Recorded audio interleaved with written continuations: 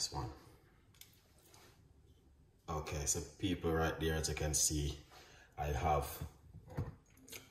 the good apple cider vinegar, which I'm going to be giving you a recipe which is very good for high blood sugar. And if you're a diabetic person, I would encourage you to do this one at home. Also, we have some lime, which is very good.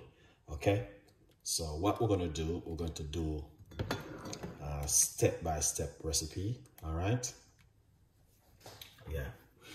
So the first thing, we're going to get some apple cider vinegar. I always shake the apple cider vinegar, roughly about 1 teaspoon of the apple cider vinegar. And right here, we're gonna get some lime, key lime, or you can use lemon. Squeeze out the juice into it.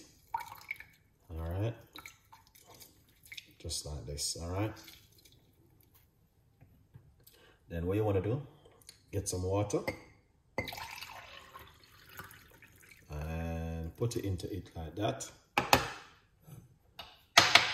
All right. And don't watch this. This is just because of my parsley.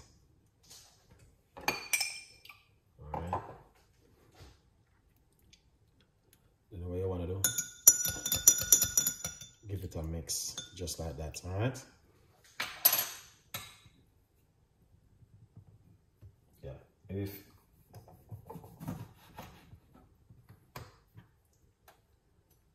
If you like to,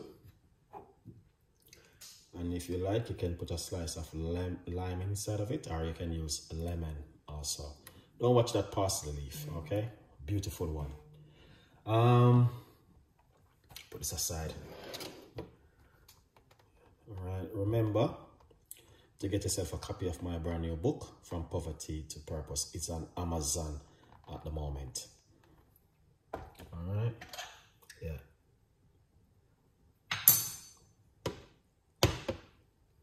So this one, you can do it first thing in the morning on an empty stomach, and also at night before you go to your bed.